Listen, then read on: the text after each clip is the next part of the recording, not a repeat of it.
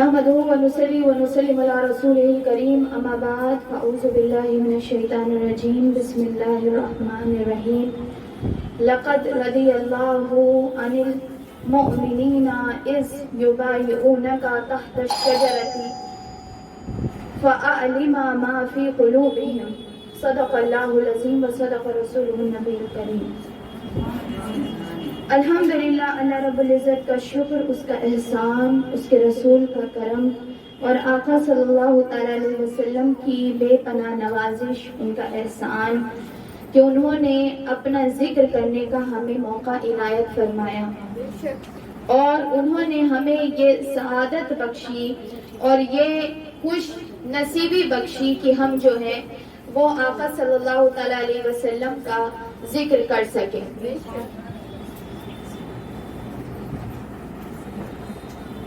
ہم نے جس آیت کی تلاوت کی ہے وہ سورہ فتح کی آیت ہے، جس میں اللہ تعالیٰ ارشاد فرماتا ہے اور اللہ تعالیٰ ان لوگوں سے راضی ہو رہا تھا جو درخت کے نیچے بیعت کر رہے تھے۔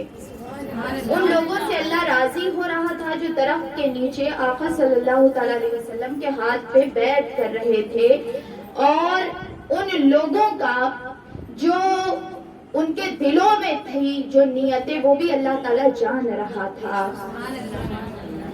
ہم نے کل ہمارا جو چیپٹر سیرت رسول کا چل رہا تھا اس پہ صلح حدیبیہ چل رہی ہے، اور صلح حدیبیہ کی اہمیت ہم نے کل بھی بتائی۔ آج جو چیز کی اہمیت ہم بتانا چاہ رہے ہیں اور آج اس صلح کو انشاءاللہ اس چیپٹر کو آج ہم مکمل کریں گے، اللہ تعالیٰ نے اگر چاہا اور آقا کی مرضی ہوئی تو۔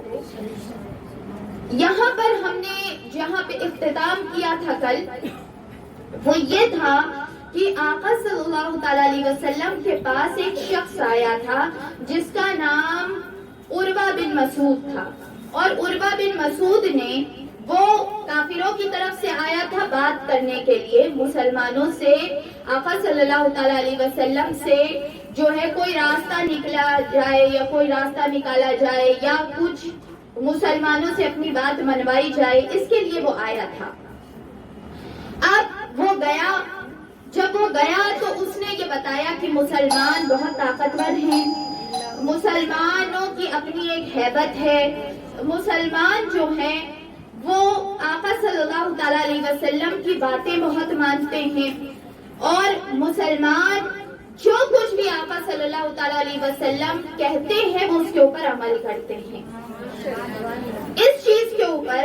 اور انہوں نے یہ بتایا کہ مسلمانوں کو اگر تم کسی بھی چیز طریقے سے نقصان پہنچانا چاہو گے تو نقصان نہیں پہنچا سکتے، اس لیے کیونکہ مسلمان بڑے پختہ ہیں، مسلمان بڑے پختہ ہیں۔ اب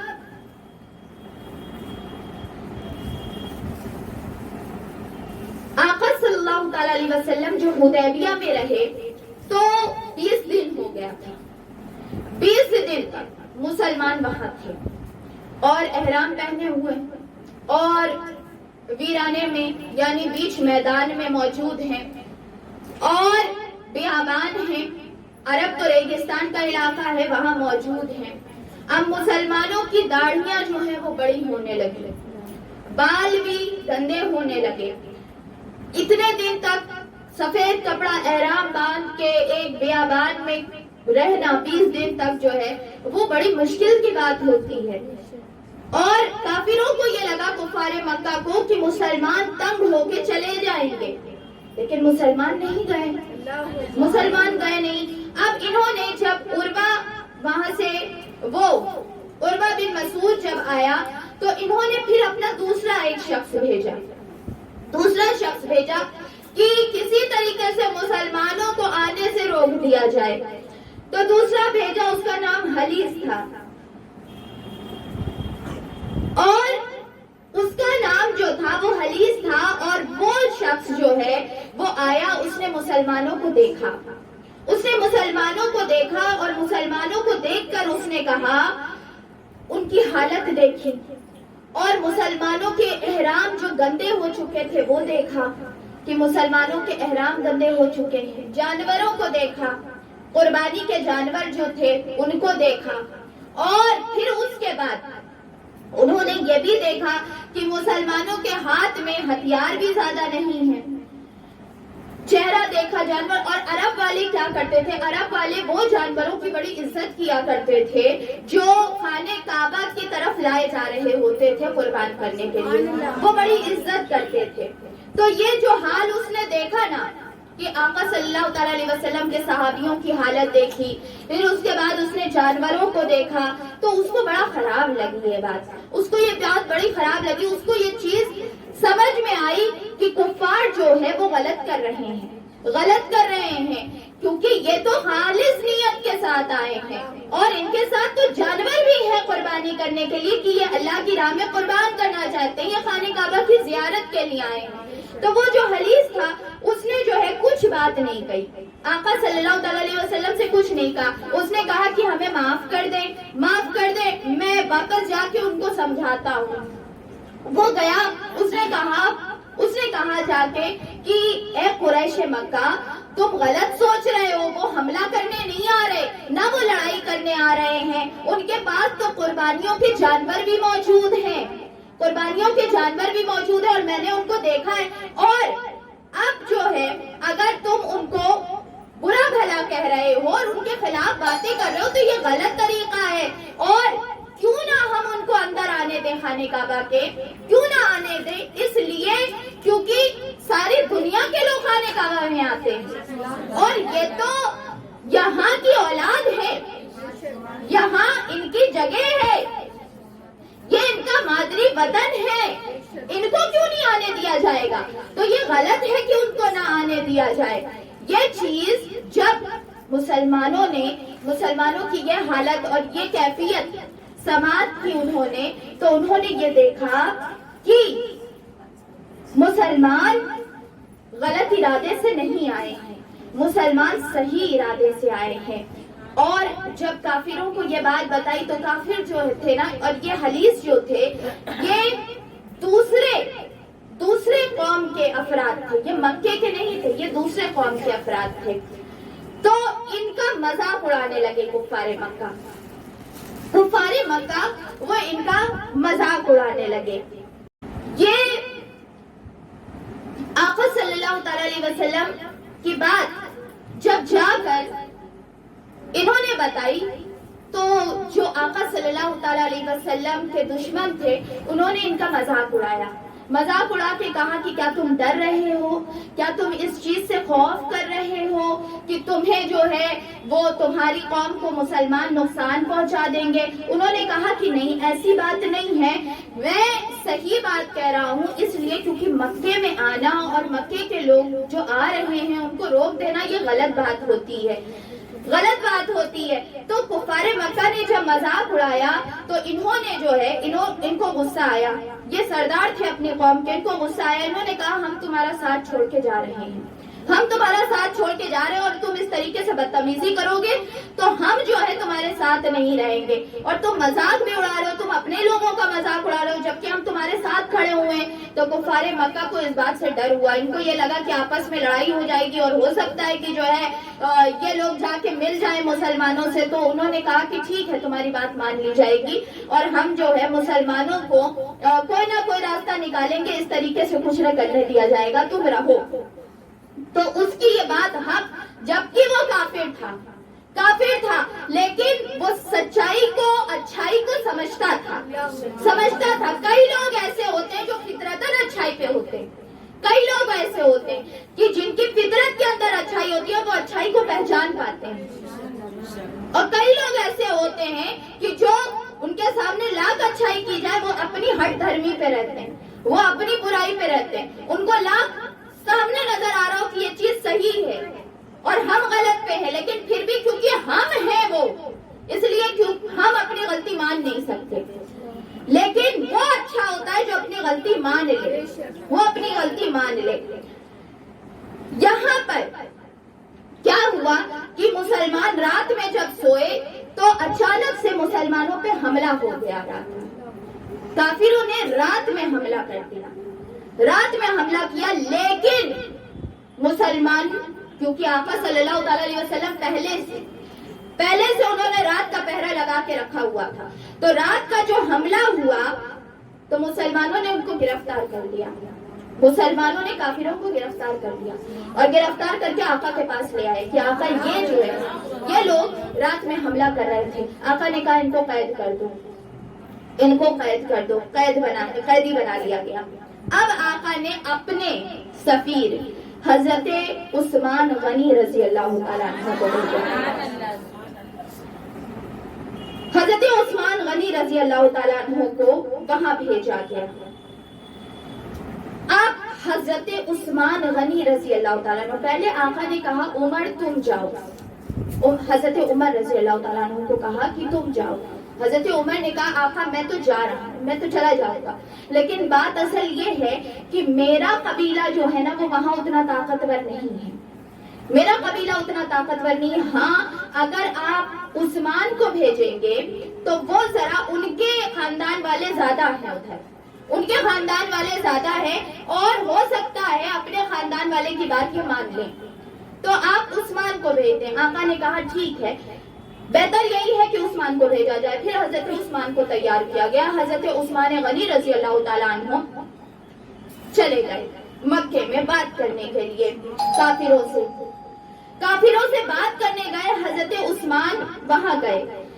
اب آقا صلی اللہ تعالیٰ علیہ وسلم، حضرت عثمان جب وہاں گئے تو حضرت عثمان نے بڑی کوشش کی، حضرت عثمان رضی اللہ تعالیٰ عنہ نے بڑی کوشش کی کہ کافروں کو سمجھایا جائے کہ ہم آئیں گے امن کے ساتھ، جنگ وغیرہ نہیں کریں گے، امن کے ساتھ خانہ کعبہ کا طواف کریں گے اور خانہ کعبہ کا طواف کرنے کے بعد ہم یہاں سے چلے جائیں گے، کچھ ایسا نہیں ہوگا، 3 دن تک ہم رہیں گے، ہم واپس چلے جائیں گے۔ لیکن کافروں کو یہ بات سمجھ میں نہیں آئی، اور جب کافی دیر ہونے لگی تو آقا صلی اللہ تعالیٰ علیہ وسلم کو یہ لگا، صحابی اس چیز کے لیے تیار تھے کہ ہم کسی بھی طریقے سے طواف کر کے جائیں گے، کسی بھی طریقے سے خانہ کعبہ کی زیارت، خانہ کعبہ کا طواف، عمرہ کر کے جائیں گے، کیونکہ ہم نے احرام پہن لیا۔ اب کیا ہوا کہ حضرت عثمان غنی کے آنے میں جب دیر لگی تو آقا صلی اللہ تعالیٰ علیہ وسلم کو یہ لگا کہ ہو سکتا ہے جنگ ہو جائے، کیونکہ مسلمان پیچھے ہٹنے والے نہیں، اور وہ بھی اپنے ہٹ دھرمی سے پیچھے ہٹنے والے نہیں، وہ بھی بدتمیز، وہ بھی نہیں ہٹیں گے۔ اور مسلمان کا جو حوصلہ ہے، مسلمانوں جس چیز پہ وہ نکل جاتے ہیں اس سے پیچھے نہیں ہٹتے، اور وہ حق پہ ہیں۔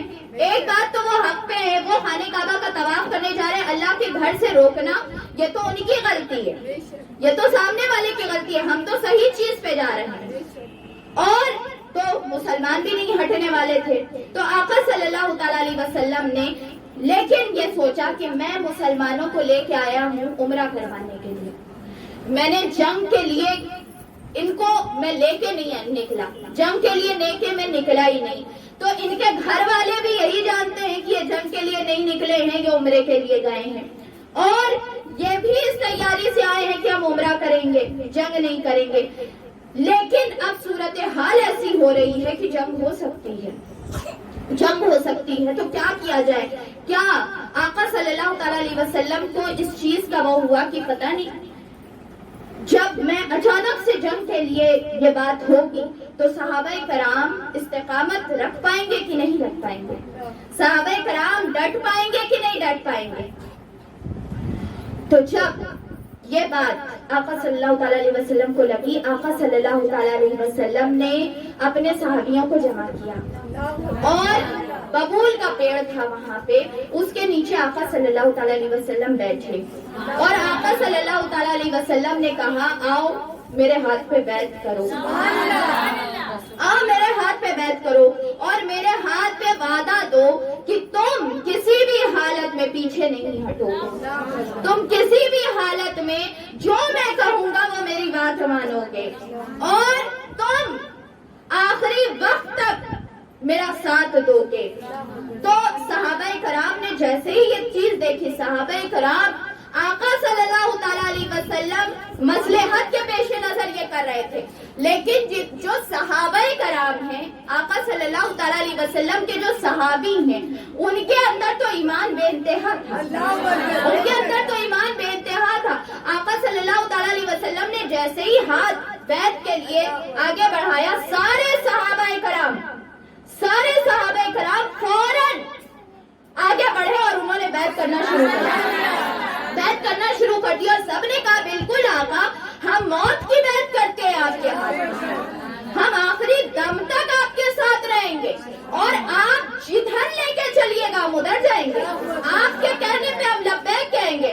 آقا صلی اللہ تعالیٰ علیہ وسلم، اور اللہ نے اس بیعت کا ذکر کیا ہے کہ اللہ دیکھ رہا تھا ان مسلمانوں کو جو آقا کے ہاتھ پہ بیعت کر رہے تھے، اور اللہ تعالیٰ کہتا ہے ید اللہ فوق ایدیہم، اللہ کا ہاتھ ان کے ہاتھ میں تھا۔ نعرہ تکبیر، نعرہ تکبیر، نعرہ رسالت، نعرہ رسالت، نعرہ حیدری۔ اس کو بیعت رضوان کہا جاتا ہے، اس کو بیعت رضوان کہا جاتا ہے۔ یہ بہت بڑی بیعت تھی، بہت بڑی بیعت تھی، اور یہ پہلی بیعت تھی مسلمانوں کے ہاتھ پہ، آقا صلی اللہ تعالیٰ علیہ وسلم کے ہاتھ پہ۔ جو آج تک بیعت کا طریقہ چلا آ رہا ہے نا، وہ اسی پہ ہے۔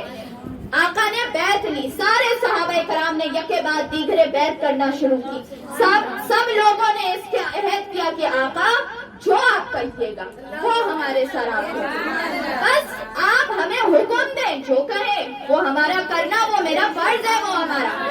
آقا صلی اللہ تعالیٰ علیہ وسلم نے بیعت کی، اور اللہ کہہ رہا ہے کہ میں دیکھ رہا تھا اور خوش ہو رہا تھا، اللہ ان سے راضی ہو رہا تھا، اللہ ان کو دیکھ دیکھ کے خوش ہو رہا تھا کہ دیکھو میرے آقا، میرے محبوب کے صحابیوں کو دیکھو، میرے محبوب کے صحابیوں کو دیکھو، 20 دن سے پڑے ہوئے ہیں، 20 دن سے پڑے ہیں، بیچ ریگستان میں پڑے ہیں، لیکن ان کا جذبہ دیکھو، ان کی نا امیدی نہیں ہے، یہ یقین رکھتے ہیں، اور یہ آج بھی مر مٹنے کے لیے تیار ہیں۔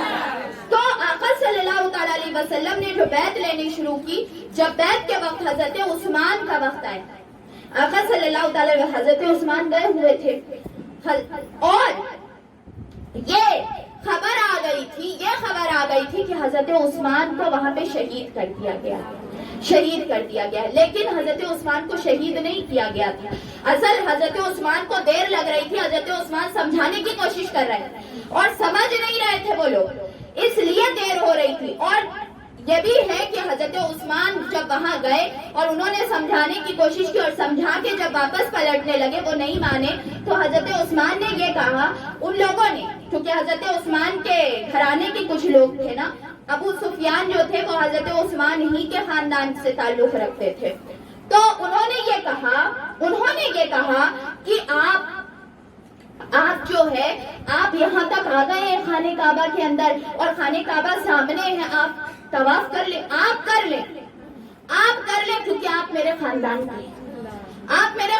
کے، آپ کر لیں، ہاں مسلمانوں کو نہیں آنے دیں گے، اور نہ محمد ابن عبداللہ کو آنے دیں گے صلی اللہ تعالیٰ علیہ وآلہ وسلم۔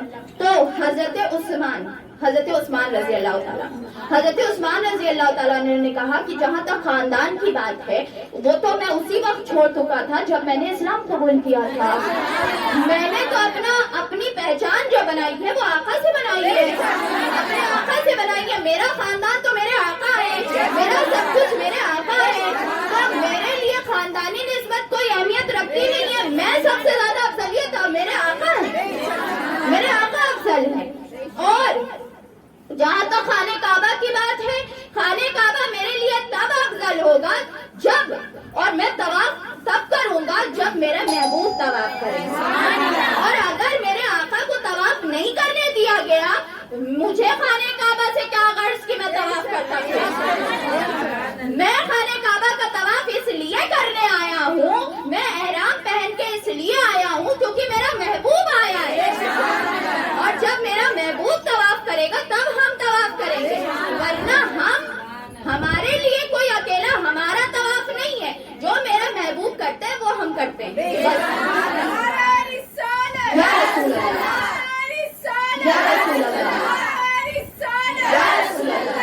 ان کو بڑا خراب کفار مکہ کو یہ بات تو وہ کھسیا گئے یہ بات سن کے.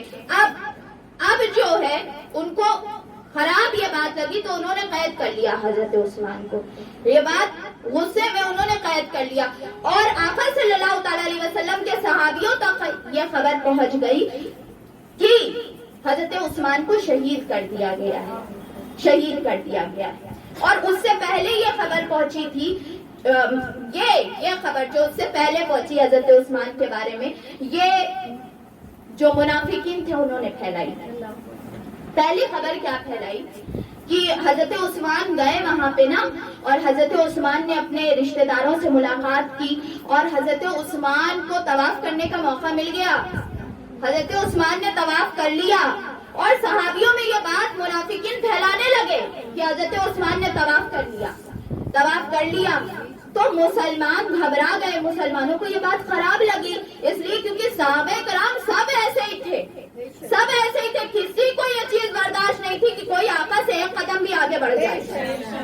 ان کو بڑی خراب لگی. وہ آقا کے پاس آئے, ایک دوسرے سے بھی بات کیا انہوں نے آقا کے پاس. آقا ہم کو یہ سننے میں آ رہا ہے عثمان نے طواف کر لیا, عثمان نے طواف کر لیا, اور انہوں نے اپنے خاندان کے لوگوں سے مل کے جو ہے وہ ان کے خاندان کے لوگوں نے طواف کی اجازت دی, انہوں نے طواف کر لیا.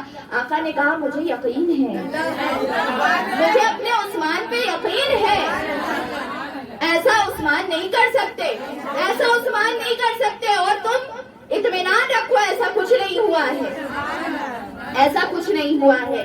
اور حضرت عثمان کی شہادت کی خبر جب پہنچی, اس کے بعد جب ان لوگوں نے دیکھا کہ اس سے کوئی فرق نہیں پڑا, آقا صلی اللہ تعالی علیہ وسلم نے صحابیوں کو یہ بتا دیا کہ صحابیوں پریشان نہ ہو, عثمان نے ایسا کچھ نہیں کیا. اور صحابی یہ بھی کہتے تھے, یہ بھی جانتے تھے کہ جو آقا کہے وہ صحیح ہے, جو آقا کہے وہ صحیح ہے. تو اب جو ہے اب ان لوگوں نے شہادت حضرت عثمان کی بات پھیلائی کہ حضرت عثمان کو شہید کر دیا گیا. اب آقا علم غیب رکھنے والے, آقا سب جانتے ہیں. آقا صلی اللہ تعالی علیہ وسلم نے جب بیعت لی, آقا نے اپنا ہاتھ سامنے کیا, اپنا ہاتھ سامنے کیا, سیدھا ہاتھ اپنا, کہا یہ میرا ہاتھ, یہ میرا ہاتھ, اور دائیں ہاتھ کو کہا یہ عثمان کا ہاتھ, اور دونوں ہاتھ کے اوپر رکھا, دائیں ہاتھ میں اپنا بایاں ہاتھ دیا اور کہا میں عثمان کے نام سے اپنے ہاتھ پہ بیعت کرتا ہوں. اور یہ بتا دیا جنگ کی بیعت آقا کر رہے تھے, یہ بتا دیا کہ عثمان آنے والے ہیں, عثمان گئے ہیں, عثمان ابھی آنے والے ہیں, اور عثمان زندہ موجود ہیں, اس لیے بیعت لی. اور جب حضرت عثمان واپس آئے, مسلمانوں نے دیکھا حضرت عثمان گھوڑے پہ آ رہے ہیں, خوش ہو گئے مسلمان, ارے عثمان زندہ ہے, عثمان زندہ ہے. سارے لوگ دوڑ کے گئے حضرت عثمان کے پاس, سب کو گلے لگایا, سب کو. اور منافقین کو تو یہ بات کا یقین نہیں تھا نا, آقا نے کہا تھا کہ عثمان نے طواف نہیں کیا, لیکن منافق تو یہ بات ماننے والے نہیں, وہ تو اپنی بات پہ اڑے رہیں گے. تو منافقین نے یہ بات پوچھی, عثمان مبارک ہو, طواف کعبہ نصیب ہو گیا. اب حضرت عثمان نے جب یہ بات سنی, ان کے دل میں تکلیف ہوئی, ان کو تکلیف ہوئی اس بات کی, اور انہوں نے کہا اے لوگوں, اللہ کی قسم میرا قیام چند دن تھا مکے میں, اگر میں 1 سال یا اپنی موت تک بھی قیام کرتا اور میرے محبوب طواف نہ کرتے تو ساری زندگی میں خانہ کعبہ میں رہتا, لیکن طواف نہ کرتا اگر میرا محبوب طواف نہ کرتا. یہ کیسے سوچا جا سکتا ہے کہ میں اپنے محبوب کے بغیر, میں تو ان کی غلامی میں گیا تھا, جو کام میرا محبوب کرنے کو کہتا ہے بس ہم اتنا ہی کرتے ہیں. ہم جو کام کرنے, ہم طواف کرنے نہیں گئے تھے, ہم بات کرنے گئے تھے, ہم نے بات کیا اور ہم چلے آئے, اور اس سے کوئی غرض نہیں ہے. جتنی ڈیوٹی ہم پہ لگائی جاتی ہے ہم اتنا ہی کرتے ہیں. آقا صلی اللہ تعالی علیہ وسلم کے صحابی اس چیز کو دیکھ کے اور خوشی ہوئی, ان کو خوشی ہوئی. انہوں نے الحمدللہ کہا کہ اللہ کا شکر ہے کہ حضرت عثمان زندہ بھی ہیں, اور کوئی بھی افواہ جو آئی تھی وہ غلط ہے. اب جب آقا صلی اللہ تعالی علیہ وسلم نے بیعت لینی شروع کی تو منافقین نے یہ خبر جو ہے کفار مکہ تک پہنچا دی. اور کفار مکہ تک یہ خبر پہنچ گئی کہ مسلمان جو ہیں وہ جنگ کے لیے تیار ہو رہے ہیں اور مسلمان بیعت لے رہے ہیں اور وہ یہ بات کر رہے ہیں کہ اب ہم جو ہے کچھ بھی ہو جائے گا ہم اپنی چیز پہ رہیں گے اور ہم آگے بڑھیں گے اور آقا صلی اللہ تعالیٰ علیہ وسلم کے اوپر ہم اپنی جان بھی قربان کر دیں گے، جان بھی قربان کر دیں گے۔ اب جو کفار مکہ تھے انہوں نے جب یہ بات کی خبر سنی انہوں نے کہا کہ یہ اب تو مسلمان آنے کے لیے آمادہ ہیں اور لڑنے کے لیے بھی آمادہ ہیں کہ ہم لڑ کے اندر آ جائیں گے، تو اب ہم کیا کریں؟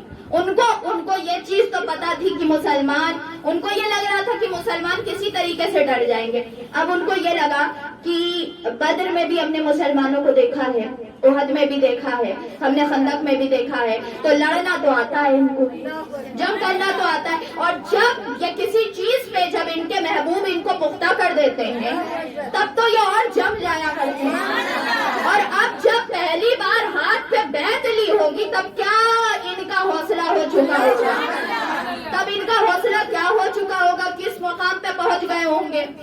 تو ہو یہ سکتا ہے کہ ہم ہار جائیں، اپنے ملک میں ہار جائیں، تو ایسا کیا جائے کہ کچھ بات کی جائے لیکن آنے نہ دیا جائے۔ اب انہوں نے ایک شخص سہیل بن عمر کو بھیجا اور بھیج کے کہا کہ جاؤ صلح کرواؤ۔ اب صلح ہوئی، صلح کے لیے بھیجا، صلح کرواؤ جا کے اور بات کرو جا کے۔ وہاں پہ سہیل بن عمر مین تھے، جو مین آیا تھا وہاں سے، اور انہوں نے بھی سہیل بن عمر جو تھے انہوں نے بعد میں اسلام قبول کیا ہے، وہ فتح مکہ کے بعد، لیکن سہیل بن عمر جو آئے تھے اس وقت کافروں کی طرف سے آئے تھے اور چند لوگوں کو لے کے آئے تھے۔ اب وہ آئے، انہوں نے بات شروع کی آقا صلی اللہ تعالیٰ علیہ وسلم سے۔ اب سہیل بن عمر نے جو بات شروع کی اور کافر جب بات کرتے تھے، آقا صلی اللہ تعالیٰ علیہ وسلم نے اس وقت زرد رنگ کا عمامہ پہنا ہوا تھا۔ آقا صلی اللہ تعالیٰ علیہ وسلم خیمے میں بیٹھے تھے اور آقا کے دونوں طرف باڈی گارڈ کھڑے ہوئے تھے اور سامنے میں بھی کھڑے تھے، اس لیے کیونکہ ان کو یہ پتا تھا کہ یہ کچھ غلط کام کرنے بھی آ سکتے ہیں۔ تو آقا صلی اللہ تعالیٰ علیہ وسلم کے جو صحابی تھے وہ آس پاس کھڑے ہوئے تھے، بالکل چوکنے کھڑے تھے، اور جب بھی کوئی بات ہوتی تھی، جب مذاکرات ہوتے تھے، بات شروع ہوئی تو آقا صلی اللہ تعالیٰ علیہ وسلم کبھی کبھی آوازیں بلند ہوتی تھی، مطلب بحث ہو جاتی تھی، اور بحث جب ہوتی تھی صحابہ کرام تلوار نکال لیا کرتے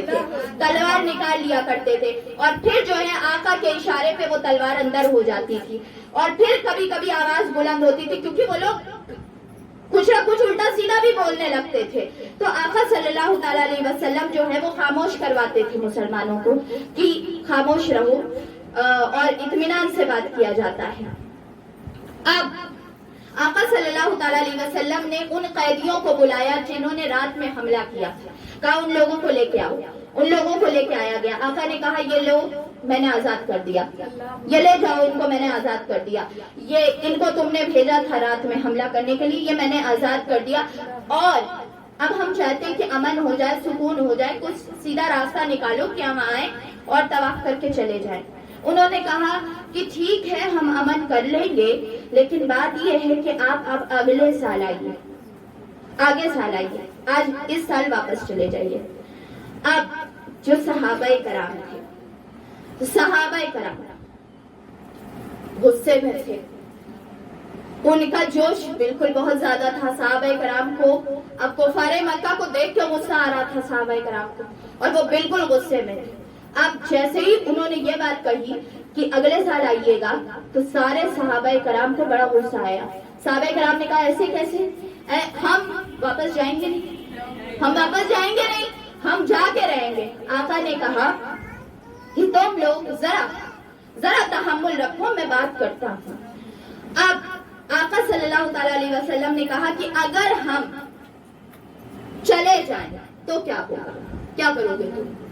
کہا کہ یہ بات ہوگی کہ 10 سال تک ہم میں کوئی جنگ نہیں ہوگی، ہم امن سے رہنے دیں گے 10 سال تک، نہ ہم جنگ کریں گے نہ آپ کی طرف سے کوئی حملہ ہو، اور جو ہے شرط یہ ہے ہم آپ کو آنے دیں گے، اگلے سال آپ آئیے، اس سال نہیں.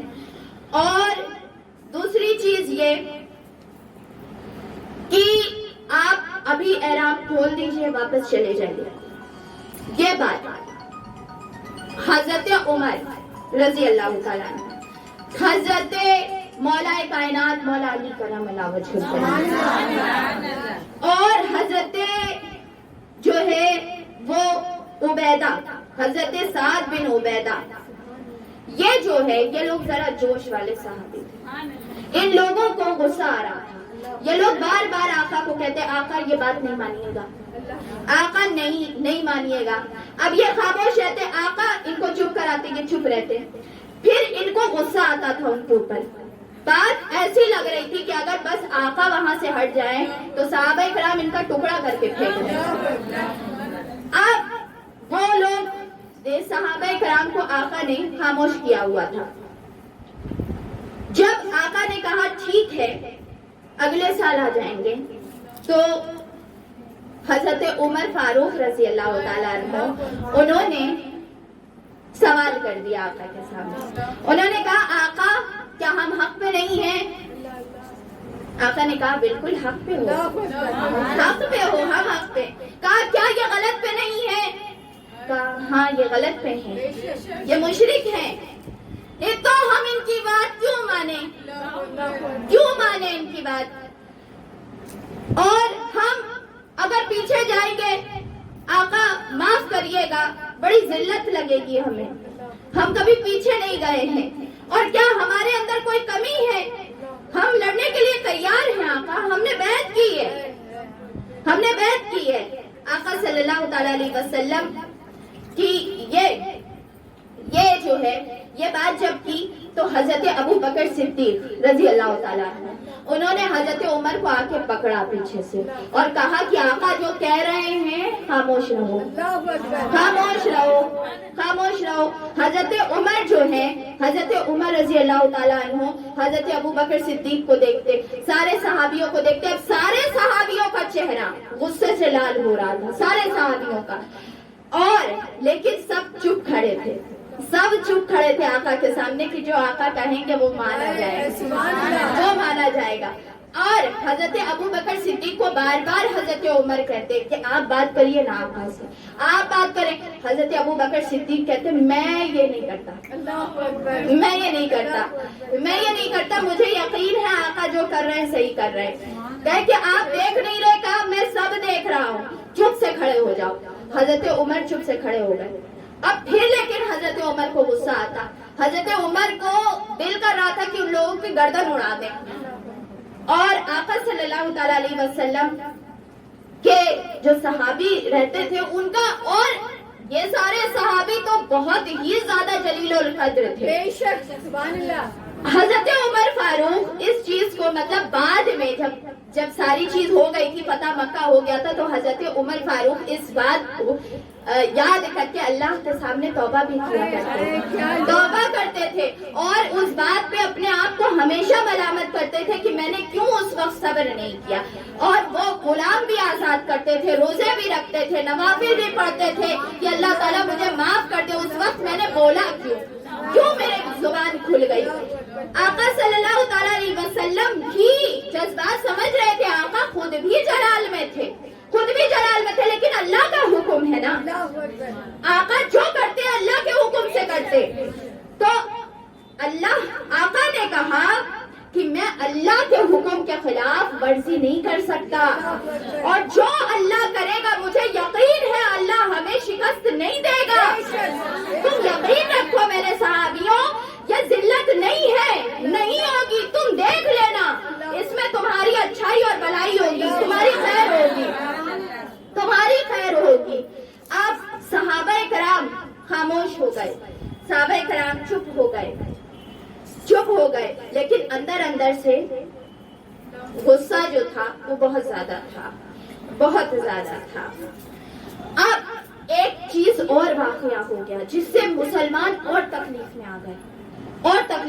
اس وقت کیا ہوا کہ یہ لوگوں نے جو معاہدہ کیا، اس معاہدے میں اس شرط میں یہ لکھا کہ اگر کوئی ہمارے طرف کا یعنی مکے میں کوئی مسلمان ہو کے مکہ چھوڑ کے آپ کے پاس آ جائے تو آپ اس کو ہماری طرف واپس پلٹ دیجیے گا، اور اگر کوئی آپ کی طرف کا آپ کو چھوڑ کے ہمارے پاس آ جائے تو ہم نہیں پلٹیں گے، ہم اس کو نہیں بھیجیں گے، آپ واپس بھیج دیجیے گا۔ یہ بات، یہ شرط ہوئی، اس پہ بھی صحابہ کرام غصہ ہو گئے۔ صحابہ کرام نے کہا یہ کیسے ہو سکتا ہے، ہم بھیجیں گے تو تم بھی بھیجنا، ایسے نہیں ہو سکتا کہ ہم بھیجیں گے اور تم نہیں بھیجو گے۔ اس سے تو ان کو بظاہر صحابہ کرام انسان ہے، نقصان لگ رہا تھا۔ آقا نے اس بات پہ بحث ہوئی، آقا صلی اللہ تعالی علیہ وسلم نے کہا کہ یہ کیسی بات ہے، کیسی بات ہے، تم کیسی باتیں کر رہے ہیں، لیکن انہوں نے اصرار کیا، انہوں نے کہا کہ نہیں پھر تو عمل نہیں ہو سکتا، پھر عمل نہیں ہو سکتا۔ آقا نے کہا ٹھیک ہے، مان لیا جاتا ہے، مان لیا جاتا ہے کہ تمہاری طرف کا اگر کوئی اسلام قبول کر کے ہمارے پاس آئے گا تو ہم واپس کر دیں گے، اور ہماری طرف کا اگر کوئی جائے گا تو تم نہ کرنا واپس۔ اور اتنے ہی میں جو سہیل بن عمر جو آیا تھا، مکے میں کچھ لوگ مسلمان ایسے تھے، ایک شخص تھے جن کا نام ابو جندل تھا رضی اللہ تعالیٰ عنہ، حضرت ابو جندل رضی اللہ تعالیٰ عنہ۔ یہ جو تھے، جب آقا نے ہجرت کی تھی، ہجرت مدینہ جب ہوئی تھی، اس وقت یہ ہجرت کرنا چاہ رہے تھے آقا کے ساتھ، لیکن ان کو کافروں نے قید کر لیا، اور قیدی کرنے والا ان کا باپ سہیل تھا، جو آیا تھا آقا سے معاہدہ کرنے کے لیے۔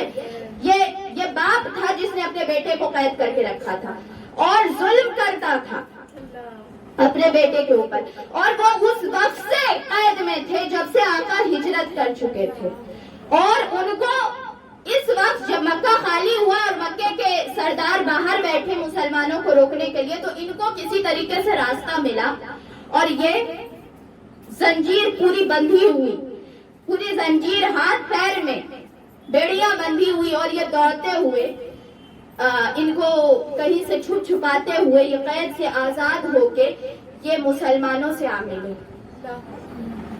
اب معاہدہ ادھر لکھا جا رہا تھا، ابھی سائن نہیں ہوا تھا، معاہدہ ادھر لکھا جا رہا تھا، اور حضرت ابو جندل جو ہے وہ بیڑیوں کے ساتھ لپٹے ہوئے آ گئے، اور انہوں نے کہا، انہوں نے اللہ کا شکر ادا کیا کہ اب میں اپنے آقا کے پاس آ گیا، اور اب مجھے قید سے رہائی مل گئی، کئی سالوں بعد رہائی مل گئی۔ تو یہ حضرت ابو جندل رضی اللہ تعالیٰ عنہ یہ بیڑیوں میں لپٹے ہوئے آئے، اور انہوں نے اللہ کا شکر ادا کیا، اتنے سالوں بعد رہائی ملی، اور یہ آ کے آقا کے پیر پہ گر گئے، رونے لگے، زاروں قطار رونے لگے کہ آقا میں کافی سالوں سے، جب سے آپ گئے تھے میں بےتاب تھا آنے کے لیے، انہوں نے مجھے قید میں رکھا، میرے اوپر ظلم کیا، مجھے کھانے پینے سے محروم رکھا، تکلیف دیتے، مارتے، زد و کوب کرتے، اور کتنے سالوں سے مجھے جو ہے قید میں رکھا ہوا ہے۔ اب آقا صلی اللہ تعالی علیہ وسلم خاموش ہیں۔ آقا نے حضرت ابو جندل جیسے ہی آئے تو ان کا جو حضرت ابو جندل کا جو والد تھا سہیل، اس نے دیکھ لیا، اس نے دیکھا، اس نے کہا ابھی آپ نے عہد کیا ہے کہ ہماری طرف کا جو آئے گا اسے آپ واپس کر دیجئے گا۔ آقا صلی اللہ تعالی علیہ وسلم یہ دیکھیں اپنی زبان کے کتنا پختہ تھے۔ آقا صلی اللہ تعالی علیہ وسلم نے کہا ہاں میں نے عہد کیا ہے، اور لیکن ابھی سائن تو نہیں ہوا نا، ابھی مہر نہیں لگی نا، تم اسے رہنے دو، یہ آیا ہے، اسے رہنے دو۔ اب انہوں نے کہا نہیں، آپ نے زبان دے دی ہے، سائن تو نہیں ہوئی لیکن آپ نبی ہیں، آپ کہتے ہیں آپ نبی ہیں تو آپ کو اپنی بات پہ رہنا چاہیے۔ اب آقا صلی اللہ تعالیٰ علیہ وسلم خاموش ہو گئے۔ حضرت ابو جندل آقا کا پیر پکڑتے، کہتے آقا ہم کو نہ بھیجیے، آقا ان کے ہاتھ میں نہ دیجیے، کافی سالوں بعد مجھے رہائی ملی ہے، کافی سالوں بعد ملی ہے، آقا میں واپس کیسے چلا جاؤں گا؟ ایک ایک دن میں گنتا رہتا تھا، اتنے دن سے قید میں رہا ہوں، میرا باپ بڑا ظلم کرتا، اور ان کے باپ نے وہ बाप ने उनको बाल से पकड़ा और तमाचे मारना शुरू किए। आका सल्लल्लाहु ताला अलैहि वसल्लम सामने देख रहे थे। आका ने अपना सर झुका लिया। आका ने कहा कि मैं पैसा दे देता हूँ, मैं पैसा दे देता हूँ, तुम एक इसको वापस कर दो, मैं पैसा दूंगा, मैं तुम्हें इसका मुआवजा दे दूंगा, अबू जंदल को दे दो, ये बेड़ियों में किस तरीके से आया है। लेकिन उन्होंने तो हर धर्मी उन्होंने कहा नहीं, हम नहीं दे सकते। अब हजरत अबू जंदल को जब ये लगा, हजरत अबू जंदल चीखते चिल्लाते आवाज देते, मुसलमानों मैं तुम्हारा भाई आया हूँ, मुसलमानों काफी दिन बाद आया हूँ, मुसलमानों मेरी मदद करो, मैं बड़ी उम्मीद से आया हूँ कि इतने दिन बाद मुझे सुकून मिलेगा। वो हजरत अबू बकर के पास जाते, हजरत उमर के पास जाते, हजरत अली के पास जाते, एक एक सहाबा का पैर पकड़ते कि हमें रख लो ना मुझे रख लो, आवाज देते और काफिर उनको मारते। और सहाबा इकराम ये मंजर देख के हर एक के आंख से आंसू निकलने लगा।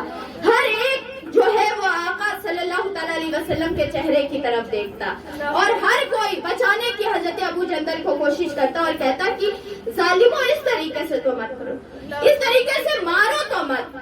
आका सल्लल्लाहु ताला अलैहि वसल्लम रहमतुल लिल आलमीन वो जो अपने दुश्मनों को भी माफ कर देते हैं, वो अपने इस उम्मती को और चाहने वाले आशिक को जब इस हालत में देख रहे होंगे तो क्या गुजर रही होगी। आका देखते, आका बार बार कहते कि सुहेल रहम कर अपनी औलाद, रहम कर, दे, नहीं होगा कुछ, एक इंसान को देने से कुछ नहीं हो जाता, अभी मुआहदे पे साइन नहीं हुआ है। लेकिन वो नहीं मानते। हजरत अबू जंदल आका के पास आए, फिर से आका का पैर पकड़ा, कहा आका आप मेरी सिचुएशन समझिए, ये लेके जाएंगे और जुल्म करेंगे मेरे ऊपर और जुल्म करेंगे और कहीं मैं ईमान से महरूम ना हो जाऊं। ये एक लम्हे कोशिश करते हैं कि मैं इस्लाम छोड़ दूं। आका रहम करें मेरे ऊपर, रहम करें। आका ने हजरत अबू जंदल के सर पे हाथ रखा और कहा अबू जंदल अल्लाह की अमल पे राजी रहो, सबर करो, अल्लाह कुछ अच्छा जरिया निकालेगा। हजरत अबू जंदल जंजीरों में लपटे हुए आका के सामने खड़े और आका ने सीने से लगाया और कहा अबू जंदल अभी के लिए तुम चले जाओ, इसलिए क्योंकि मैंने बात कर ली है, मैंने बात कर ली। अब सहाबा कराम जो ये वाकया हुआ ना, सहाबा कराम के दिल पे और छुरियां चल गई। सहाबा कराम को ये बात बिल्कुल बर्दाश्त नहीं हो रही थी, कि ये क्या कर रहे हैं, कितना जालिम है ये लोग, कितने जालिम हैं। अब हजरत अबू जंदल लेकिन आशिकाने रसूल को तो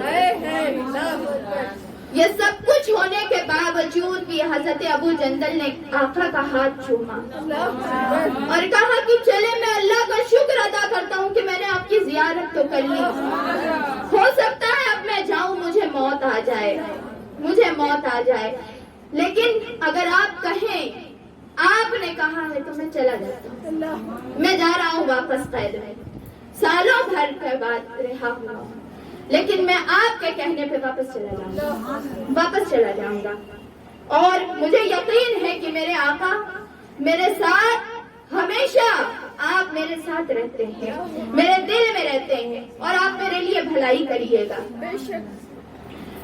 अब मुआहदा जो तय हो गया था उसको लिखने के लिए मौला कायनात मौला अली करमल्लाहु वजहुल करीम को बुलाया गया। मौला अली को कहा गया कि इस मुआहदे की 2 कॉपी बनाई जाए, दो जगह इसको लिखा जाए। अब आका सल्लल्लाहु ताला अलैहि वसल्लम का ये सब्र, मुआहदा लिखना शुरू हुआ, लिखा गया बिस्मिल्लाह, हजरत अली ने लिखा बिस्मिल्लाहिर्रहमानिर्रहीम। जब भी कोई चीज शुरू होती है तो ये लिखा जाता है। अब जो सुहेल था उसने कहा ये क्यों लिख रहे हो, मैं थोड़ी अल्लाह को मानता हूँ, आका से कहा कि आप अल्लाह का नाम लिखवा रहे हैं, अगर अल्लाह को हम मानते ही होते तो फिर हम काफिर और आप मुसलमान क्यों होते, तो इस चीज पे तो मुआहदा हो नहीं सकता, इसको हटवा दें। اب مولا کائنات مولا علی کرم اللہ وجہ کریم آقا کی طرف دیکھتے کہ اللہ کا نام ہے، اللہ کا نام ہے. آقا نے کہا مٹا دو، مٹا دو. کہا تم بتاؤ کیا لکھا جائے، کیا لکھا جائے. انہوں نے جو کہا وہی لکھ دو، لکھ دو وہی. اب مولا کائنات لکھتے جا رہے تھے، لکھ رہے تھے. اب جب پھر اس کے بعد بسم اللہ کے بعد جب لکھنا شروع ہوا کہ یہ معاہدہ محمد رسول اللہ اور محمد رسول اللہ کی طرف سے مسلمان اور کفار مکہ قریش مکہ کی طرف سے سہیل ابن عمر کے بیچ میں طے ہوا ہے. تو جب محمد رسول اللہ لکھا نعرہ رسالت، نعرہ رسالت، نعرہ رسالت. محمد رسول اللہ جب مولا کائنات نے لکھا تو سہیل نے پھر کہا کہ ہم تو آپ کو محمد رسول اللہ مانتے نہیں، ہم تو محمد ابن عبداللہ جانتے ہیں، اور محمد رسول اللہ ہی اگر آپ کو مان لیتے تو پھر کیا جنگ رہتی ہمارے بیچ میں. تو ہم تو نہیں مانتے، تو یہ تو نہیں ہونا چاہیے، اس میں کامن باتیں ہونی چاہیے، یہ نہیں ہونا چاہیے محمد رسول اللہ، تو اس کو ہٹوا دیجئے. اب آقا نے کہا علی اس کو بھی ہٹا دو، محمد رسول اللہ کو ہٹا دو. اب مولا کائنات کے ہاتھ میں قلم تھا. مولا کائنات نے کہا آقا میں یہ نہیں کر سکتا، آپ کے نام کے اوپر میں قلم نہیں چلا سکتا. آقا نے کہا کہ علی کر دو، کوئی بات نہیں، کر دو، میں حکم دے رہا ہوں. کہا نہیں آقا میرا قلم نہیں چلتا، نہیں چلتا، میں نہیں چلا پاؤں گا. آقا نے کہا لاؤ دو میں کاٹ دیتا ہوں. آقا نے مولا علی سے قلم لیا اور کاٹ دیا اس چیز کو، اور وہاں محمد ابن عبداللہ لکھ دیا. مولا کائنات غصے میں، ان کے غصے کی ایسے ہی مولا کائنات شجاعت میں، بہادری میں بہت زیادہ تھے، اور مولا کائنات کا غصہ آنکھوں سے سارے صحابیوں کا نظر آ رہا تھا. سارے صحابی بے چین تھے، بے قرار تھے. اس معاہدے کے اوپر کوئی بھی جو ہے وہ سکون سے نہیں تھا. اب معاہدہ لکھا کیا گیا؟ معاہدہ یہ تھا کہ یہ وہ امر ہے جس پر محمد ابن عبداللہ نے سہیل ابن عمر سے صلح کی ہے. ان دونوں نے اس بات پر صلح کی ہے کہ 10 سال تک جنگ نہیں کی جائے گی.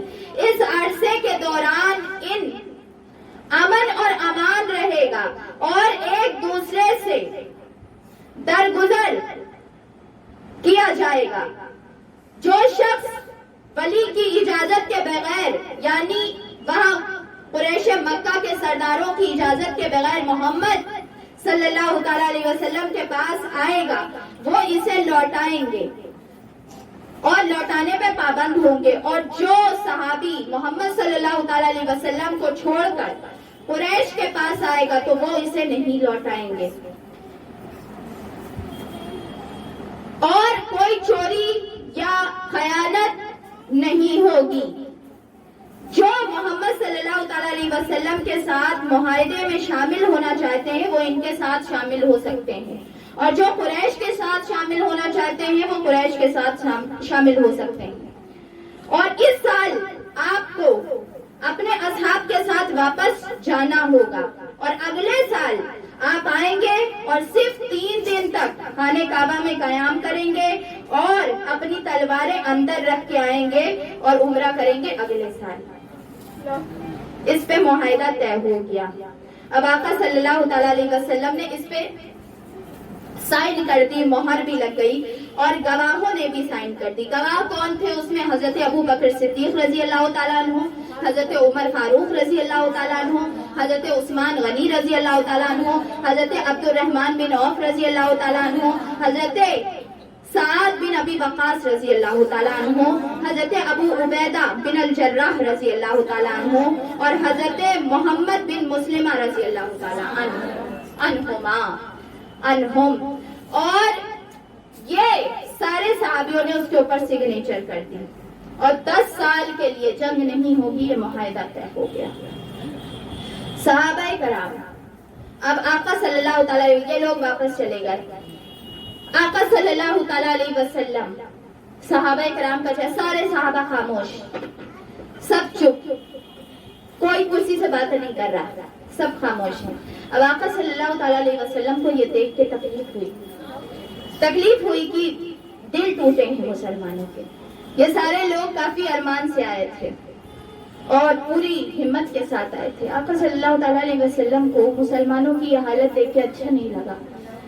سارے لوگ خاموش، سارے لوگ، کوئی زمین کھود رہا ہے غصے سے، کوئی ادھر کھڑا ہوا ہے، کوئی ادھر کھڑا ہوا ہے، کوئی مطلب ہر کوئی کسی سے بات نہیں کر رہا۔ آقا کی زوجہ محترمہ تھی حضرت ام سلمہ رضی اللہ تعالیٰ، یہ تھی۔ آقا نے حضرت ام سلمہ کے پاس گیا اور ان سے مشورہ کیا۔ آقا اپنی ازواج سے مشورہ کیا کرتے تھے، یہ نہیں کہ عورت سے کیا کہا جائے، اور اتنے سارے صحابی موجود ہیں، کسی سے نہیں۔ آقا اپنی زوجہ کے پاس گئے، حضرت ام سلمہ رضی اللہ تعالیٰ عنہا، ان کے پاس جا کے آقا صلی اللہ تعالیٰ علیہ وسلم پریشان تھے، اور آقا نے بتایا کہ ایسی بات ہے، اور ام سلمہ، سارے لوگ جو ہیں وہ بالکل اداس ہو چکے ہیں اور ان کو بڑی تکلیف ہو رہی ہے، اور میں کیا کروں، اللہ کا یہ حکم ہے اور میں جانتا ہوں کہ اس میں بہتری ہے، اور یہ اس چیز کو مانیں گے، کچھ دن بعد یہ خود دیکھیں گے کہ اس سے کیا ہوتا ہے۔ حضرت ام سلمہ نے کہا، آقا آپ پریشان نہ ہو، یہ آپ کے جانثار ہیں، آپ کو چاہنے والے ہیں، آپ کو بہت محبت کرتے ہیں آپ سے، اور یہ لوگ صرف ناراض ہیں، ان کے دل کو تکلیف پہنچی ہے کفار مکہ کی طرف سے۔ آپ باہر جائیں اور آپ اپنا احرام کھولیں، قربانی کریں اور اپنا سر منڈوائیں، آپ دیکھیے گا کہ آپ کو دیکھ کے ویسے ہی کریں گے، آقا صلی اللہ تعالیٰ علیہ وسلم باہر نکلے، آقا نے اپنا احرام کھولا اور اپنے جانور کو ذبح کرنے کے لیے لٹایا۔ اب جب صحابہ کرام نے یہ دیکھا کہ آقا اکیلے یہ کر رہے ہیں، سارے دوڑ پڑے، ساروں نے جو ہے وہ جانور پکڑا اور ساروں نے کہا، آقا ہم ہیں نا، آپ کیا کر رہے ہیں، ہم آپ کی مدد کرتے ہیں، اور ہم سارے صحابہ کرام آ گئے اور سب نے اپنے اپنے جانور ذبح کر دیے۔ آقا نے احرام کھولا، سب نے احرام کھول دیا، سب نے سر منڈوا لیا، اور واپس بغیر جو ہے وہ طواف کیے جانے لگے۔ اب حدیبیہ سے واپسی تھی، آقا بھی تکلیف میں تھے اور مسلمان بھی تکلیف میں تھے، سب کو جو ہے وہ تکلیف ہو رہی تھی، آقا صلی اللہ تعالیٰ علیہ وسلم راستے میں جب واپس جانے لگے تو کیا ہوا کہ راستے میں واپس جاتے ہوئے ایک تو مسلمان 3 دن کا وہ کر کے آئے تھے، 3 دن کا سفر ہوتا ہے وہ لمبا۔ اب مسلمان جب واپس جانے لگے تو ان کے پاس کھانے پینے کی کمی ہو گئی، پانی کی کمی ہو گئی اور کھانے کی بھی کمی ہو گئی۔ صحابہ کرام نے کہا کہ آقا ہمارے پاس اب کھانا باقی نہیں رہا ہے، اور کیا کرتے نا، ہم اپنے سواری کے اوپر جس پہ ہم سواری کر رہے ہیں پھر اس کو ہمیں ذبح کرنا ہے، آپ اجازت دیتے ہیں ہم اس کو ذبح کر دیں۔ آقا نے اجازت نہیں دی اس لیے کیونکہ اگر سواری کی جانوروں کو ذبح کر دیا جائے گا تو آگے جا کے مشکل ہوگی، سفر نہیں کر پائیں گے، مشکل ہوگی، اور آقا نے لمبا راستہ اختیار کیا تھا، دوسرا راستہ مشکل گزار راستہ تھا۔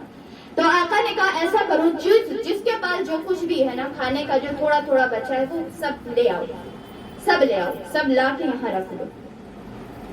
آقا کے صحابی سب لے آئے، آقا جو کہتے تھے وہ سب کرتے تھے۔ اب کسی کے پاس آدھی کھجور بچی ہوئی تھی، وہ آدھی کھجور لے کے آ گیا، کسی کے پاس 1 مٹھی آٹا تھا، وہ 1 مٹھی آٹا لے کے آ گیا۔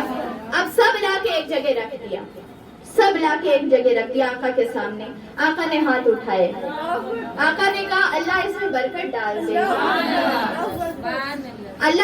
ڈال دے، اور اور پھر جب یہ دعا کی آقا نے آمین کہا، سارے صحابہ کرام نے آمین کہا. آقا نے کہا اب لے جاؤ، اور آقا نے کہا اب جس کو جتنا چاہیے اتنا لے جاؤ. اب سارے صحابی سامان اٹھاتے، جس کو جتنی ضرورت تھی اتنا اٹھاتا، لیکن سامان کم نہ ہوتا تھا، سامان کم نہ ہوتا تھا. اب صحابی جتنا چاہتے اٹھا کے لے کے جاتے، لیکن برکت پہ برکت ہوتی چلی جاتی. اور پھر اللہ نے بارش نازل کی. بارش نازل کی تو پانی کی بھی دقت ختم ہو گئی. پھر اس کے بعد تھوڑا آگے بڑھے تو پانی پھر جب کم ہوا تو آقا سے کہا کہ آقا پانی ختم ہو گیا ہے، پانی ختم ہو گیا ہے. تو آقا نے کہا کہ لاؤ ایک لوٹا پانی لے کے آؤ. پانی آقا نے اس سے وضو بنایا، وضو کیا، اور آقا نے اپنی انگلی مبارک، انگشت مبارک اس لوٹے میں ڈال دیا. اور صحابہ کرام نے کہا کہ جب آقا نے وہ ہاتھ ڈالا ہے تو یوں لگ رہا تھا کہ اس میں سے چشمہ نکل رہا ہے.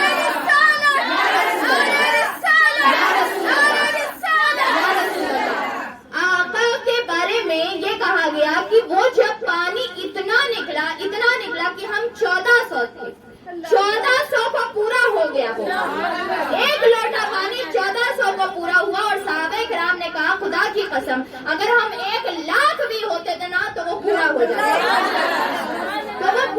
جاتا، اس لیے کیونکہ آقا کی انگلیوں سے پانی جوش مار رہا تھا. اب آقا صلی اللہ تعالی علیہ وسلم کے یہ صحابی آقا کے کہنے پہ انہوں نے اپنی جو خواہش تھی اس کو قربان کیا. اور اللہ نے یہ کہا کہ ویسے ہی جیسے وہ لوگ پلٹے تو اللہ نے ان کو فتح مکہ کے بارے میں خبر دے دی اور کہا کہ انشاءاللہ آقا نے کہا کہ تم یقین رکھو اللہ کی طرف سے یہ امر آ گیا ہے کہ فتح ہو کے رہے گی. اور اس سے یہ ہوا. اب اس چیز کی طرف غور کریں.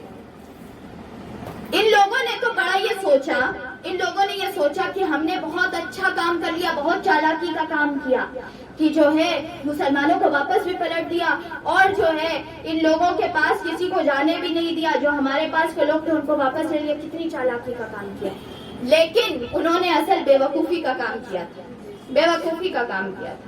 آقا صلی اللہ تعالی علیہ وسلم نے یہ بات بعد میں یہ ہوئی کہ کوئی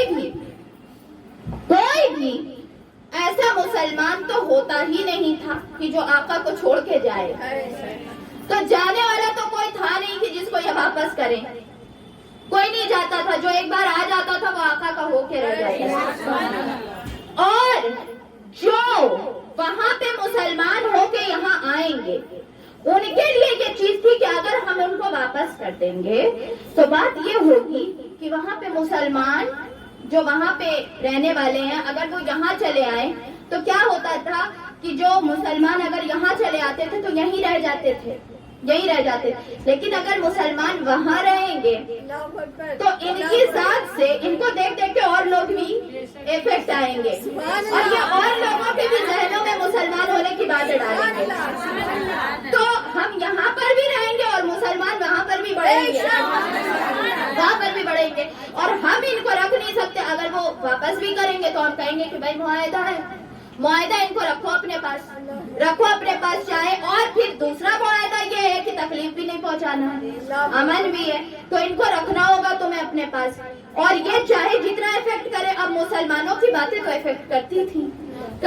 جب یہ بات سمجھاتے تھے تو لوگ سمجھتے بھی تھے. تو یہ کیا ہوا ان کو خود تکلیف ہو گئی اس بات سے. کفار مکہ اپنے ہی بات سے پریشان ہو گئے، ہوئے. ایک صحابی اور جب مکے میں مدینہ شریف میں آقا پہنچے نا تو ایک صحابی اور تھے حضرت ابو بصیر رضی اللہ تعالیٰ عنہ. یہ بھی بھاگ کے مکے سے آئے مدینہ شریف میں آئے بھاگ کے. تو اب کیا ہوا کہ جیسے ہی وہ آئے کفار مکہ کو خبر ملی 2 آدمی پیچھے آ گئے. آقا سے کہا آقا آپ نے یہ معاہدہ کیا تھا کہ جو ہے جو کوئی بھی آئے گا اسے واپس دے دیجیے گا. تو یہ ابو بصیر جو آئے ہیں ان کو واپس کر دیجیے. ان کو واپس کر دیا. اب حضرت ابو بصیر انہوں نے کہا کہ آقا ہم بڑی مشکل سے آئے ہیں, بڑی مشکل سے آئے ہیں, اور ہم ان کے پاس کیسے جا سکتے ہیں, یہ ہمیں قتل کر دیں گے, مار دیں گے. آقا صلی اللہ تعالی علیہ وسلم نے, صحابہ کرام نے بھی کوشش کی کہ روکا جائے, لیکن نہیں. آقا نے جو ایک لفظ کہہ دیا, بات پہ اپنے رہنا. بہت ضروری ہے مسلمانوں یہ چیز. ہم اپنی بات سے مکر جاتے ہیں. آقا صلی اللہ تعالی علیہ وسلم اتنی ٹف سچویشن میں بھی آقا اپنی بات سے نہیں مکرے. جو کہا وہ کیا, جو کہا وہ کیا, چاہے وہ بظاہر تکلیف بھی دے رہا تھا, لیکن آقا نے اپنی بات جو کہہ دی تھی اس کے اوپر وعدہ نبھایا. اور مسلمانوں کو بھی یہ کرنا چاہیے کہ جو کچھ ان کی زبان سے نکل جائے, جو وہ وعدہ دے دے, جس چیز سے معاہدہ ہو جائے, اور جو چیز وہ مسلمان کہہ دے کہ یہ ہم کریں گے, پھر وہ کرنا چاہیے. زبان سے پلٹنے والے لوگ منافق ہوتے ہیں, زبان سے پلٹنے والے لوگ کافر ہوتے ہیں, اور اپنی بات پہ رہنے والے اور اپنی بات پہ جم جانے والے, زبان پہ رہنے والے لوگ یہ ہوتے ہیں وہ جو آقا کی سیرت پہ عمل کرتے ہیں, آقا کی سنت پہ عمل کرتے ہیں. تو آقا نے کہا کہ ٹھیک ہے ان کو لے جاؤ. اب یہ دونوں لوگوں نے گرفتار کر کے ان کو لے کے جانے لگے. بیچ آپ مسلمان جب آقا کا کوئی ماننے والا ہو جاتا نا تو اللہ تعالیٰ ان کو صلاحیت بھی دیتا. تو جب جانے لگے واپس تو انہوں نے جو ہے وہ جو دو لوگ آئے تھے ان سے دوستی کرنا شروع کی. دوستی کرنا شروع کی کہ ہاں رے ہم غلطی میں آ گئے, غلطی میں آ گئے, ہم کو تو آنا ہی نہیں چاہیے تھا ادھر, ہم کو پہلے پتا رہتا کہ یہ لوگ ایسے ہیں تو ہم پہلے ہی نہ آتے, یہ لوگ ایسے, ہم غلطی میں آ گئے, اور جو ہے صحیح بات ہے کہ ہمیں نہیں آنا چاہیے. تو اس نے سوچا, وہ جو دونوں آئے تھے کہ بھائی سمجھ گیا, عقل آ گئی اس کو, عقل آ گئی. تو جو ہے بات کرنی, دوستی ہوئی. دوستی میں اس نے جو ہے دوستی میں اپنی ہر چیز وہ دکھاتا. اس کے پاس تلوار بھی تھی, اس نے اپنی تلوار کی تعریف کرنا شروع کی کہ دیکھو کتنی خوبصورت تلوار ہے, اور تھوڑا اپنی تعریف کرنے والا انسان تھا, اپنی تعریف کرنے والا انسان تھا. اور حضرت ابو بصیر کو یہ پتا چل گیا, اس کی تعریف کریں گے, جتنی تعریف کریں گے اتنا پگھلتا چلا جائے گا. انہوں نے تعریف کرنا شروع کی. انہوں نے کہا ہاں صحیح میں کتنی خوبصورت ہے, دیکھو اچھی لگ رہی ہے, اچھی لگ رہی ہے, ذرا ہم کو بھی تو دیکھتے ہیں کتنی اچھی لگ رہی ہے, ہم بھی ذرا. نے کہا کہ ہاں بہت خوبصورت ہے, بہت میں نے بہت محنت سے یہ بنوائی ہے, بڑی قیمتی ہے یہ وہ. انہوں نے کہا کہ ہاں اچھی لگ رہی ہے صحیح میں, میرے ہاتھ میں ذرا تو دیکھتا ہوں میں کہ کیسے یہ کام کرتی ہے. انہوں نے ہاتھ میں تلوار دی, جو ہاتھ میں تلوار دی انہوں نے تلوار گھمائی اور اس کی گردن الگ کر دی. انہوں نے گردن الگ کر دی, اور دوسرے نے جب یہ چیز دیکھی تو وہ بھاگ گیا, وہ بھاگ کے آقا کے پاس آیا کہ آپ کا جو وہ مسلمان ہو کے گیا, اس نے ہمیں دھوکہ دیا, بیچ راستے ہمارا. آقا نے کہا تم لے کے گئے, تم سمجھو, لے کے گئے سمجھو, لے جاؤ, ہم نے تو نہیں کہا تھا لے کے جانے کے لیے, لے جاؤ, تم سمجھو تمہارا انسان ہے, تم لے کے گئے ہو, تمہاری ذمہ داری.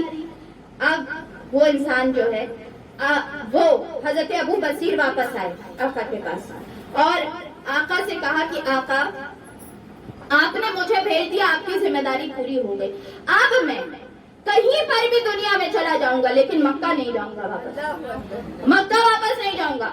تو وہ انہوں نے کیا کیا, انہوں نے ایک جگہ سمندر کے کنارے ایک جگہ پڑاؤ ڈال دیا. مدینے میں بھی نہیں رہے, مکے میں بھی نہیں رہے, ایک جگہ پڑاؤ سمندر کے پاس ڈال دیا.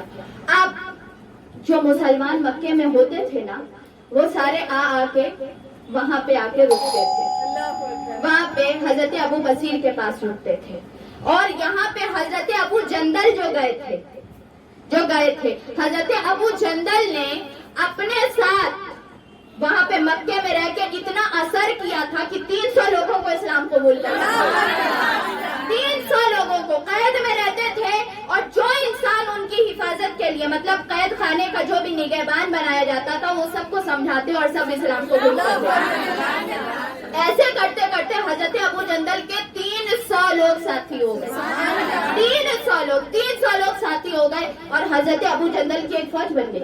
हजरत अबू जंदल अपनी जोर पे मक्के से निकल आए और उनको पता चल गया, उन्होंने समंदर के पास पड़ाव डाल दिया।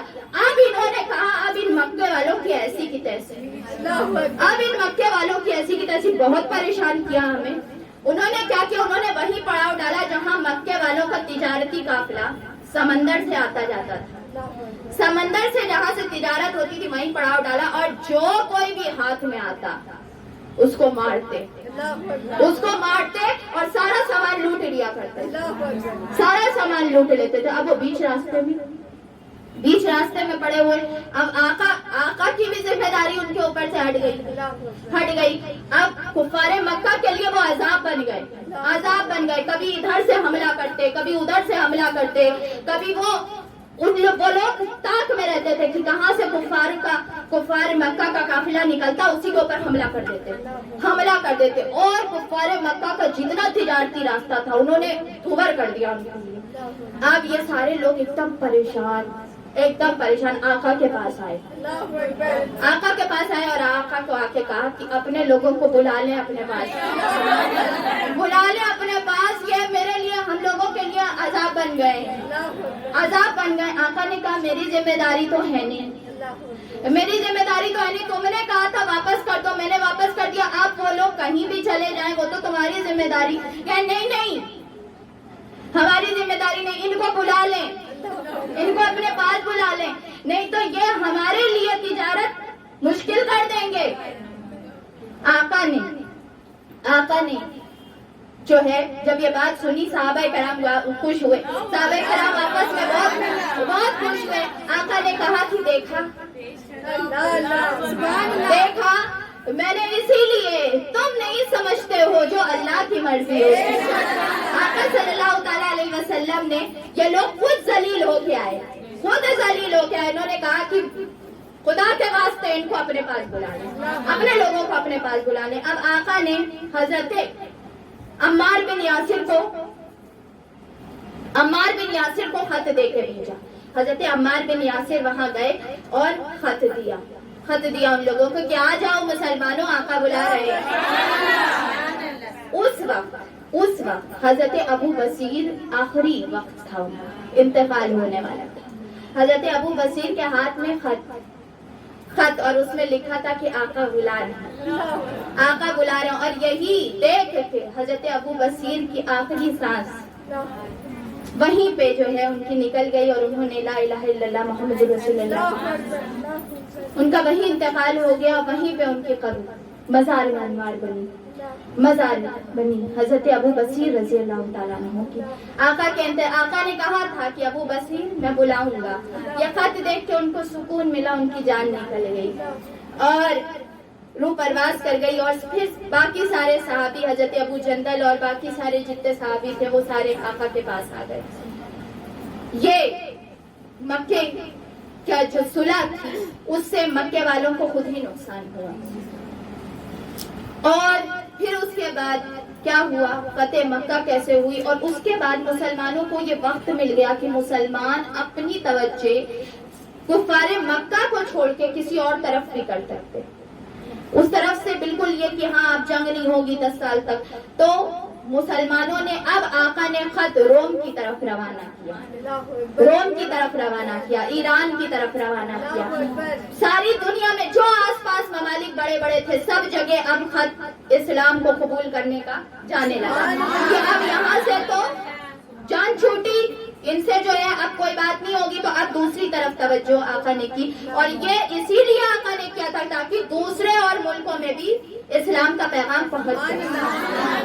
और इससे क्या हुआ कि और दूसरी जगहों पे भी इस्लाम का पैगाम पहुंचा और आराम से जो है ना कोई हमला कुफार की तरफ से अब हो सकता था क्योंकि मुआहदे में लिखा जा चुका था। और उसमें क्या हुआ कि 3 साल के अंदर जो 1400 मुसलमान थे वो 10,000 में बदल गए और भी इलाकों तक आराम से मुसलमान जाके और दूसरे लोगों तक, जैसे यहूदियों से भी जंग हुई। और दूसरी जो जंग सबसे बड़ी हुई जो यहूदियों से अभी तक जितनी जंग हो रही थी वो कुफारे मक्का से हो रही थी और कुफारे मक्का चैन से बैठने नहीं देते। अब यहाँ से जब अमन हो गया तो यहूदियों से जंग हुई اور یہودیوں سے غزوہ جنگ خیبر ہوئی، خیبر کی جنگ ہوئی، خیبر کا قلعہ فتح کیا گیا، اور وہ انشاءاللہ ہم کل دیکھیں گے کہ کیسے خیبر کا قلعہ فتح کیا گیا، اور یہودیوں کے قلعوں پہ اور یہودیوں کے علاقوں پہ کیسے آقا نے جو ہے وہ تسلط حاصل کیا اور اسلام کا جھنڈا لہرایا، اسلام نے تو کیسے ہوا۔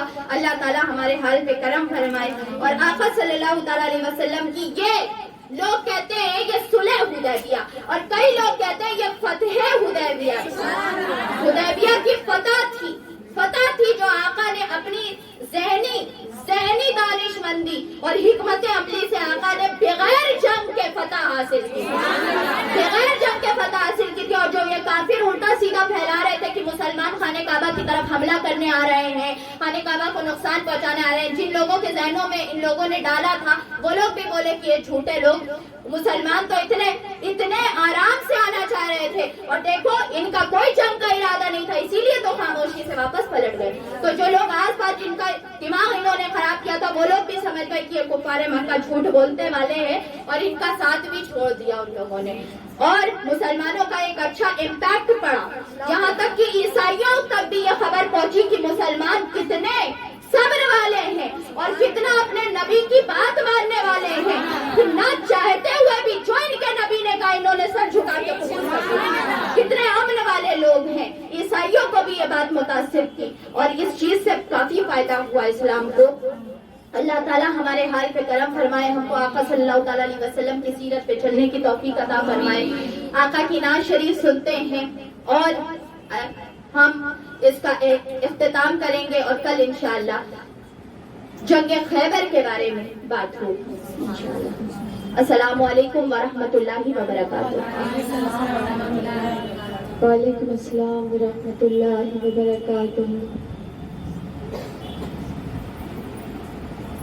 اعوذ باللہ من الشیطان الرجیم، بسم اللہ الرحمن الرحیم، اللہم صلی علی سیدنا و مولانا محمد وعلی آلہ و اصحابہ وبارک وسلم وصلی علیہ۔ الصلاۃ والسلام علیک یا سیدی یا رسول اللہ۔ السلام علیکم ورحمۃ اللہ وبرکاتہ۔ عید نبوی کا زمانہ آ گیا، عید نبوی کا زمانہ آ گیا، لب پہ خوشیوں کا ترانہ آ گیا، لب پہ خوشیوں کا ترانہ آ گیا، اور ہر طرف صلی اللہ کی دھوم ہے، ہر طرف صلی اللہ کی دھوم ہے۔ وقت میں سارا زمانہ آ گیا، وقت میں سارا زمانہ آ گیا، اور پرچم دین محمدی ہو بلند، پرچم دین محمدی ہو بلند، کفر کو گردن جھکانا آ گیا، کفر کو گردن جھکانا آ گیا، عید نبوی کا زمانہ آ گیا، لب پہ خوشیوں کا ترانہ آ گیا۔ یا رسول اللہ، یا رسول اللہ، یا رسول اللہ۔ کرم کے بادل برس رہے ہیں، دلوں کی کھیتی ہری بھری ہے، کرم کے بادل برس رہے ہیں، دلوں کی کھیتی ہری بھری ہے، یہ کون آیا کہ ذکر جس کا نگر نگر اور گلی گلی ہے، یہ کون آیا کہ ذکر جس کا نگر نگر اور گلی گلی ہے، یہ کون بن کر قرار آیا، یہ کون جانے بہار